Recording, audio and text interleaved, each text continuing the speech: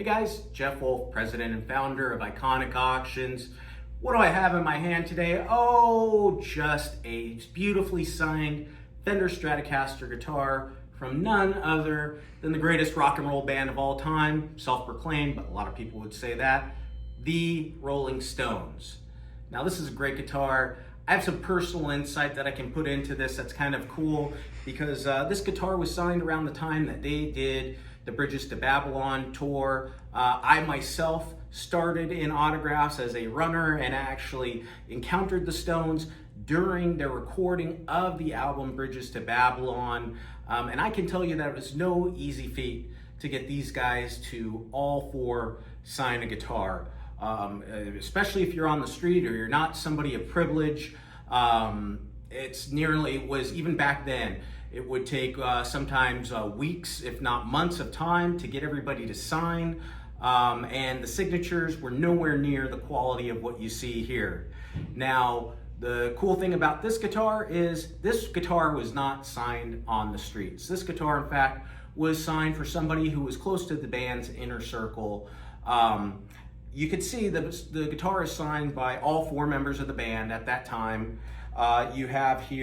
You've got Mick Jagger signing down here to Jimmy Mick Jagger with a very clean, small, controlled signature. You have Ronnie Wood signing to Jimmy Ronnie Wood, dating at 99. And then you have up here the late, great Charlie Watt signing and inscribing the date of 99. And also, last but certainly not least, you have Keith Richards signing and inscribing 99.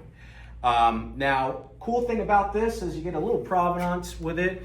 It comes with an original pass, a all-access tour staff pass for the Bridges to Babylon tour, which took place over the course of 97, 98. And the pass itself, this gave access to basically everywhere that the Stones went, everywhere within the arena. This was only given to people that were very prominent and very important within the band's inner circle.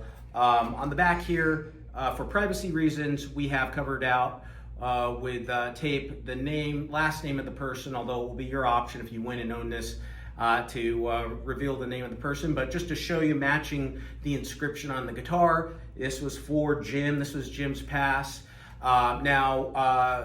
Based on some review and some analysis, this, of course, is a pass for the 97-98 tour.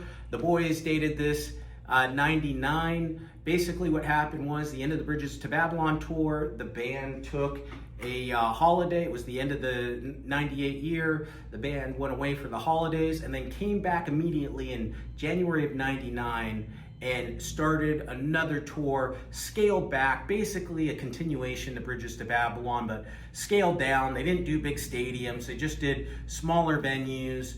And so this guitar most likely was signed during rehearsals or something that was gearing up for that tour that was in between the Bridges to Babylon tour and the start of their next tour in 99.